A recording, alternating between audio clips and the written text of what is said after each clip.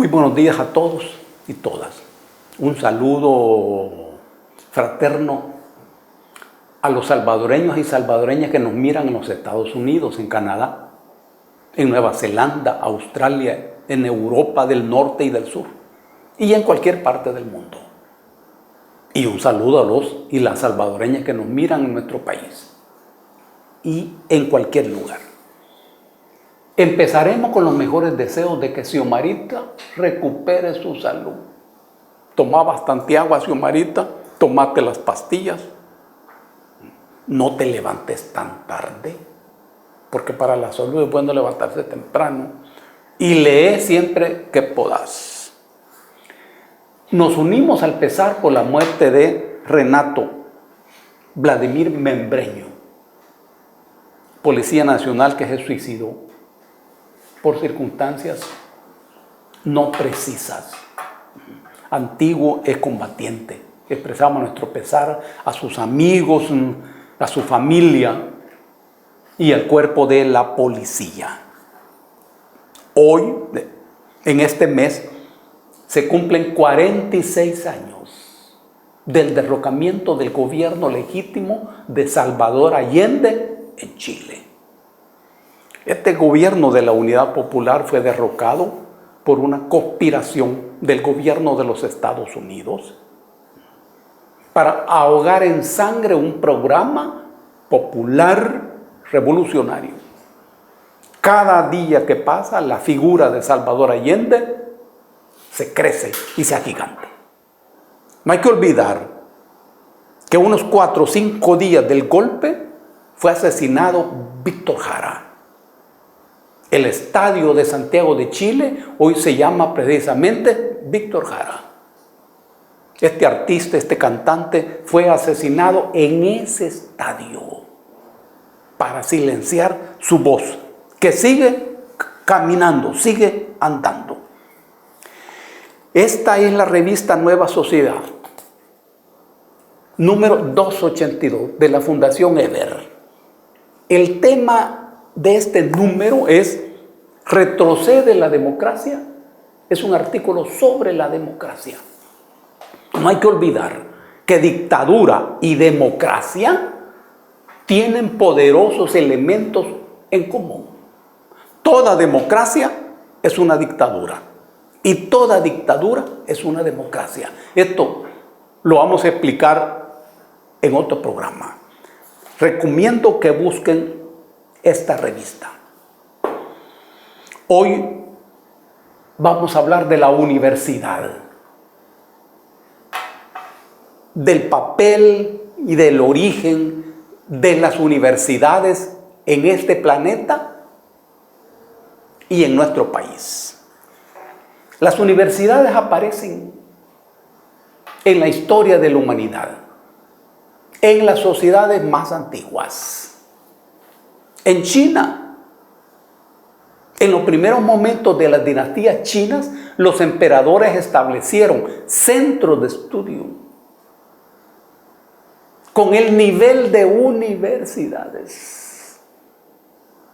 En los reinos africanos como Timbuktu,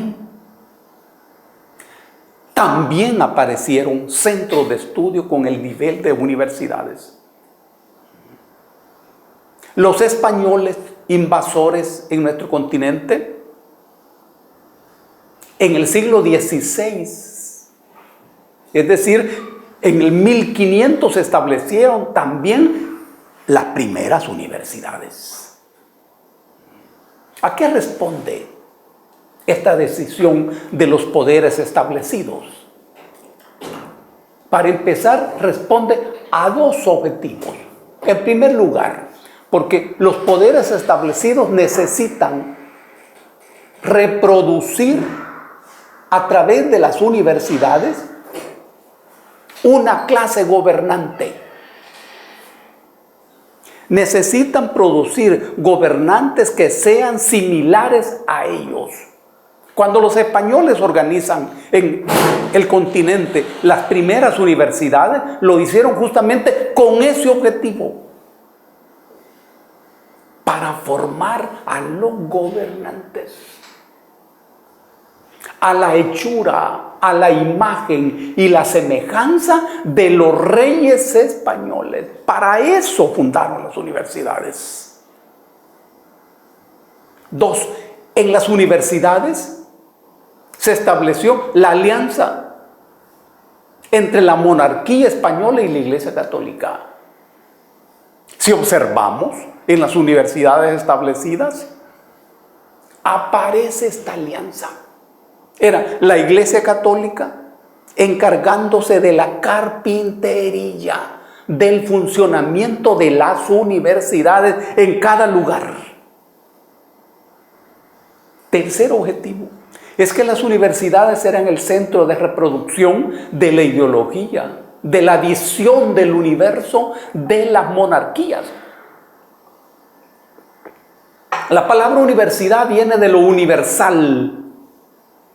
Supuestamente, en esa universalidad había cerebros abiertos al mundo.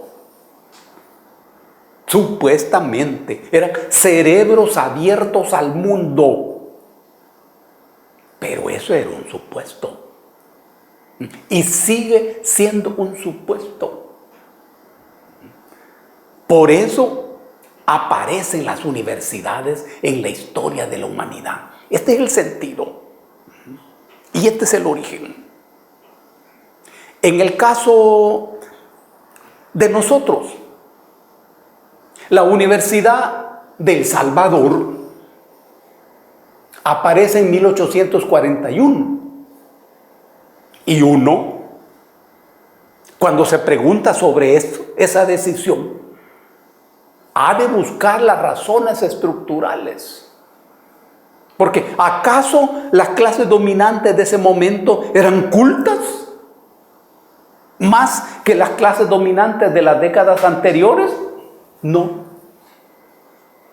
Y siempre uno ha de preguntarse, ¿qué es lo que ocurría en la realidad del país en esos años? Hay que saber que en esas décadas se hunde la República Federal de Centroamérica. El genial proyecto político de Francisco Morazán, de Gerardo Barrios, que fue asesinado en un mes de agosto de 1865 por la familia Dueñas. Barrios, entre otras cosas, abogó por el desarrollo de la Universidad del Salvador, y Barrios planteó que ese debía ser un centro de producción científica en aquellos años. Pero estamos hablando de 1841. Se hunde la República Federal de Centroamérica y se inicia el establecimiento en esta provincia de San Salvador, que ahora era un estado llamado El Salvador. Se inicia el establecimiento de una nueva clase dominante, de una nueva oligarquía basada en el poder de los criollos, dueños de la tierra en esta provincia. Entonces, estos criollos necesitaban de nuevo un centro para establecer el control de su ideología y asegurar el mantenimiento de su poder sobre la conciencia de la gente. Esta es la base estructural de la decisión de crear la universidad. Esta es la base estructural. El presidente era un personaje llamado Juan Lindo, que no tenía mucho interés en la universidad. Y mira cómo son las cosas. Francisco Malespín era un jefe del ejército que tenía aparentemente más interés que Lindo en crear a la universidad. Malespín, que es un personaje que lo vamos a ver en otra ocasión. Esa misma necesidad determinó las condiciones para producir la universidad. Y el segundo factor, el control de la Iglesia Católica, es que ellos tomaron la dirección de la universidad y crearon al mismo tiempo un centro de estudios para la formación media, donde se iban a formar a los bachilleres que iban a ir a la universidad, y se le llamó Colegio La Asunción. ¿Qué te parece? ¿De dónde viene el Colegio La Asunción? Que hoy está referido a las monjas. Ojo, todos esos colegios son muy importantes, con alto nivel educativo. Pero aquí estamos hablando de la historia. De eso estamos hablando. Esa Universidad del Salvador, que empieza con 6 estudiantes. Impresionante, impresionante. Que se pronuncia por un método lancasteriano de educación, en donde la base de la formación era la memoria y la memorización, que puede seguir estando en boga. Pero, ocurre que toda universidad es un rodaje del sistema. No es una pieza independiente del sistema, nunca. La misma educación es eso. La educación es un aparato ideológico en donde el poderoso educa al débil. Nunca vas a ver vos al débil educando al poderoso. No. Es el poderoso el que educa al débil y le enseña al débil lo que a su juicio debe saber el débil. Esa es la educación. Y la educación universitaria buscaba eso. ¿Cuál es el problema de las universidades? Es la ciencia. Porque en la medida que la universidad cultiva la ciencia, esa universidad entra en conflicto con el orden que la ha creado. Porque la ciencia es el nivel más subversivo del conocimiento humano. En la medida que el ser humano sabe, tiene condiciones para volverse subversivo, es decir, para cuestionar la realidad, para descubrir en la realidad los aspectos negativos y para descubrir que es posible otra realidad alternativa. Para eso sirve la ciencia. Por ejemplo, cuando en la década del 50 aquí se establece la facultad de farmacia, los que establecieron esa facultad defendieron la idea de que debía ser una facultad cultivadora de la ciencia. Eso ya era peligroso. Eso ya era un conflicto. Y esa universidad, angustiada por problemas económicos, ningún gobierno le daba apoyo suficiente. Y ningún gobierno le da apoyo suficiente. Fue caminando. El punto más alto del nivel científico de la Universidad del Salvador se logra en la década del 70 del siglo pasado. En ese momento.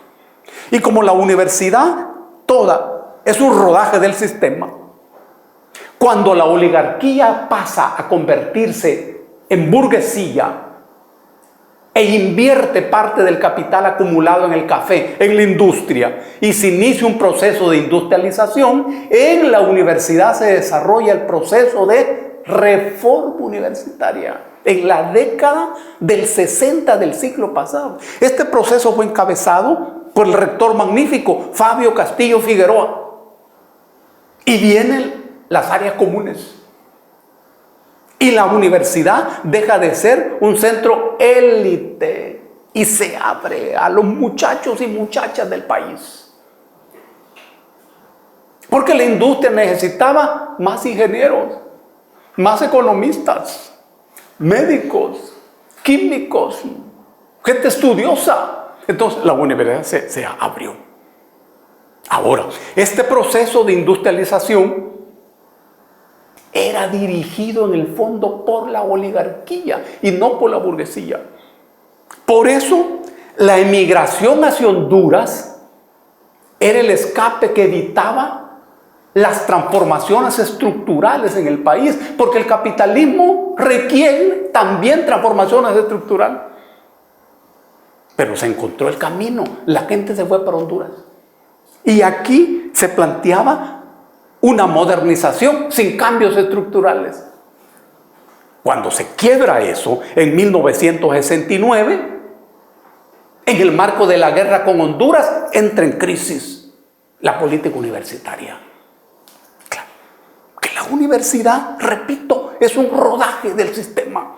Cuando la universidad entra en crisis, no se quiebra su nivel científico. La universidad siguió desarrollando la ciencia y la investigación y entra en conflicto con el orden establecido. La señal de que una universidad está produciendo ciencia la da el nivel de conflicto con el orden. Porque la universidad, al producir ciencia, habla. Y habla universitariamente. Escribe y escribe universitariamente. Dice y hace universitariamente. Eso es lo que hacía la Universidad de El Salvador. Y los estudiantes eran eso, estudiantes. Es decir, estudiosos. Todo estudiante es un privilegiado. Porque la característica estructural de un estudiante es que no produce. Y la lógica de esta la encontramos en la Academia de Platón, allí en Grecia. ¿Quiénes eran los que iban a la Academia de Platón? Los ricos. Por eso Platón puso en la entrada de su colegio: aquí no entra nadie que no sepa matemáticas. Y ellos no trabajaban. Esa es la característica del estudiante. Pero cuando este estudiante tiene ciencia en su cabeza, descubre los males de la realidad. Y eso pasó con la universidad en la década del 70. Por eso cumplió su función, cumplió su misión. Y entró en choque con el orden establecido. Lo mismo ocurre con la Iglesia Católica. Cuando la Iglesia Católica cumple su función, es decir, se parece a Cristo, choca con el orden establecido. Por eso mataron a Monseñor Romero de un balazo en el corazón. ¿Y qué estaba haciendo Monseñor Romero? Pareciéndose a Cristo.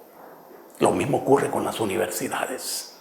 Recordemos que el coronel Molina, la primera acción gubernamental que hizo fue invadir la Universidad de El Salvador. Entonces, hay un choque entre la ciencia y el orden establecido. Viene el neoliberalismo brutal, se apaga la luz en la Universidad de El Salvador, se establece el sistema de mercado en las universidades, la educación se convierte en una mercancía, los títulos también se convierten en una mercancía. El gobierno y el Estado se convierten en apéndices del mercado. Todo en la sociedad es mercancía, todo tiene precio, todo se compra y todo se vende, incluidos los seres humanos. Hoy hay un grave problema en el país y un grave problema con el destino de las universidades. Se entiende que los gobiernos discuten el problema y se entiende que hay esfuerzos para salir adelante. Los gobiernos anteriores, por ejemplo, establecieron un sistema de evaluación de las universidades. No sabemos si el actual gobierno va a continuar o va a suspender o va a establecer nueva metodología. No lo sabemos. Pero sin embargo, Algo podemos decir. Es que hay universidades y hay universidades. Hay universidades que cobran a cada estudiante $500 mensuales. Y hay universidades que cobran a los estudiantes $40. Y esos $40 no determinan la calidad de la enseñanza. Se mantiene la calidad de la enseñanza, pero son universidades que trabajan con los sectores más pobres. Ahora bien, la evaluación mide a todas las universidades por igual. Y ese es un problema parecido al problema de la ley y al derecho. El derecho produce una ley y la ley se aplica a todos los seres humanos. Pero no somos iguales, somos diferentes. Una ley igual, al aplicarse a personas desiguales, crea conflicto. Cada persona hace tratado de acuerdo a sus posibilidades y a sus necesidades. Aquí tenemos este problema de arranque. Todas las universidades son tratadas de la misma manera. Ahora, y esto supone que de lo que se trata es de crear una dimensión igualitaria de la educación. ¿Toda la educación debe ser igual?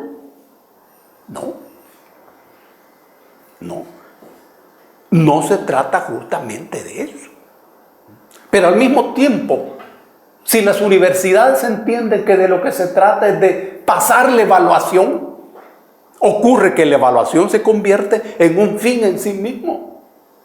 Y uno entiende que esa evaluación es un medio para lograr determinados objetivos. Pero cuando ésta se convierte en el fin, hay un trastorno en el proceso. Y el tema es cómo vincular a las universidades al territorio físico, al territorio económico, al territorio social. Cómo vincular las universidades al desarrollo del país, a la industrialización del país y a los problemas concretos del país. De tal manera que el nivel científico de las universidades palpite al ritmo de lo que el país necesita. Por ejemplo, ¿cómo producir energía de la basura? ¿A dónde ha de estar la respuesta a ese problema? En las universidades. ¿Cómo abordar el problema del agua en el país? ¿A dónde ha de estar la respuesta? En las universidades. Ahora, pero esto supone una política en donde las universidades estén vinculadas a la realidad palpitante del país. Este es el tema. Y la educación ha de servir para que el muchacho sepa hacer cosas, pero que sepa cosas. Es que si el estudiante no sabe cosas, entonces no hace nada. Para hacer algo hay que saber algo. Hay que saber algo. Es el nivel científico. Ahora, esto es deseable. Esto es deseable. Y es deseable que se abra una discusión sobre estos temas. Ahí mismo en Costa Rica se acaba de aprobar una ley que aborda toda esta temática para vincular las universidades a su país, a su realidad, al abordaje y a la solución de los problemas. Esperamos nosotros que eso ocurra en nuestro país. Un abrazo para todos y para todas.